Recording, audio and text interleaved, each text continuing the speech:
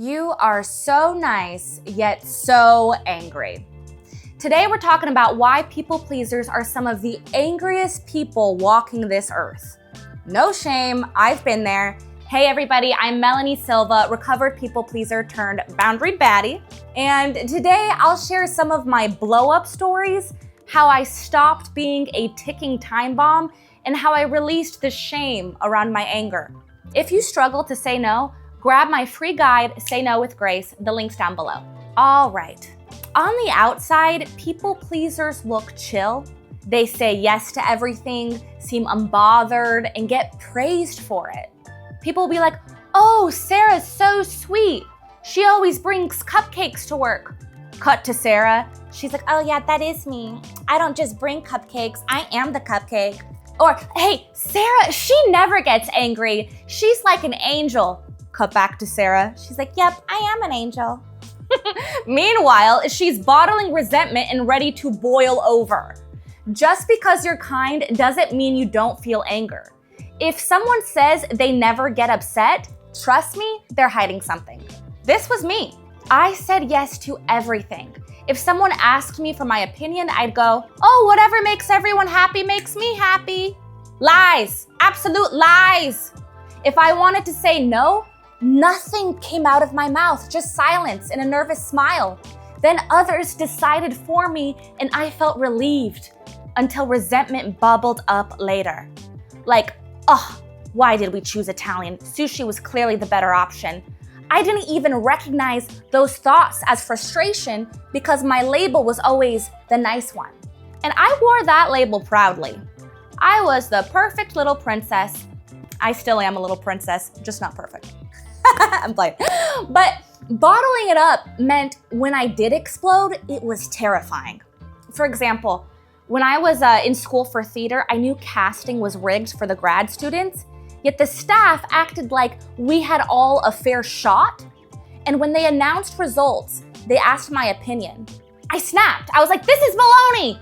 You don't care about us. You only care about your precious grad students. You guys are like Smeagol from Lord of the Rings, like my precious.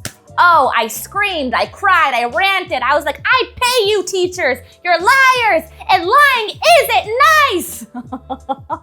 I looked unhinged. Some admired me for speaking up, others thought I was crazy, and I felt both ashamed yet relieved that the truth was finally coming out. So I had this very convoluted relationship with anger because I was ashamed of it, but at the same time, it was like the only way I knew how to communicate my truth. Because when anyone ever asked me what I actually thought, I verbally couldn't say it. My truth that had any negative connotation to it, I couldn't say it unless it was in a form of anger. Looking back, if I'd spoken sooner, calmly, I wouldn't have blown up. But at that time, anger was the only way my truth came out. That's the classic trauma response for people pleasers. That's the classic anger loop. Bottle it up, blow up, feel shame, rinse, repeat. It's a trauma response. When you've been punished for speaking your truth, you learn to shut down. It's safer to stay silent until it's not. Drop a comment if you've ever had a blow up that shocked you. I might share one of them in my future videos. Here's another fun, unhinged story. One day after bad health news, I left the doctor's office fuming. I stepped into the street, almost got hit, and the driver yelled, I could have killed you! And I looked at him and I was like, yeah, you would have been doing me a flipping favor! Then I started pounding his car. Picture this, I'm in a white frilly dress, curled hair. I looked like this Disney princess gone postal. I looked like as if Minnie Mouse took off her hat in Disneyland and started cussing belligerently at the kids. There's nothing like losing your crap in public. It's kind of fun and invigorating. Anyways, it's funny now, but it came from years of never communicating when I wasn't okay.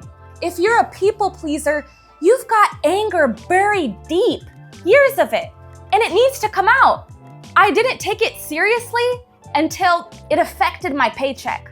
At a sales job, I got reviewed as emotionally volatile. And sure, maybe I did go off on some clients, but they had it coming. But Anyways, I knew if I didn't change, I'd lose everything. So I started small. Daily walks to move the energy, also meditation every morning, grounding before the day. So when anger hit, I would do box breaths until I could at least make my next decision from a calm place. When you are dealing with anger in the moment, and let's say you're in class or at work, you need to lock in, slow down, and breathe until you can go home and scream in your pillow. That's what I did. I screamed in my pillow. Actually, that's kind of a lie. I screamed aloud. Screw the pillow. When nobody was home, I let it rip, baby. All right, let the neighbors know what's up. I screamed and I cried, and you know, if anyone were to watch it, I would have looked like an adorable little psychopath, okay? Like a Care Bear gone postal. But here's the hard part. People pleasers carry shame about anger. We want to be seen as kind, not negative. When people called me nice, I sometimes felt like a fraud, like if you knew how angry I can get, you wouldn't call me nice. And that's a warped perspective. Just because you experience anger doesn't mean you're a bad person. Just because you want to say no doesn't mean you're a bad person. Just because you rock the boat when you speak up for yourself doesn't mean you're a bad person. Anger doesn't make you bad. Anger is information. It shows you something is wrong. Eventually, I started talking to my anger like a child, like, hey, I know you're upset. It's okay. You can let it out. You don't have to be ashamed, little one. That way, I released it without turning into Hurricane Mel in public. The other thing that helped me was I'd go full ChatGPT mode. Calm, detached, monotone, like I am relaying data. Silly, but it worked. Speaking my truth in a detached way got me further in work and relationships. Once again, detach in public or in front of specific people, then walk off the rage once you get home, okay? Be crazy in privacy, okay? Because here's the thing, there is a consequence to being the one who blows up all the time. World domination. I'm just kidding. The real consequence is you drive away people who love you. Blow up every 6 weeks and healthy folks won't stick around. My sister once told me I was too much. It hurt, but she cared enough to say it. Mind you, my sister is like my best friend. It really hurt to hear her say that. And the idea that my emotions could hurt her rocked me. That, plus the job review, it was the wake-up call I needed. The other thing I realized about how I dealt with anger was that it didn't seem weird to blow up because I had been in relationships where they would blow up at me all the time. And then sometimes I would blow back up at them. And I just thought that was normal, you know? That was love. But healthy people don't stand around for that. No, they like have self-respect and they walk out the door. Can you imagine?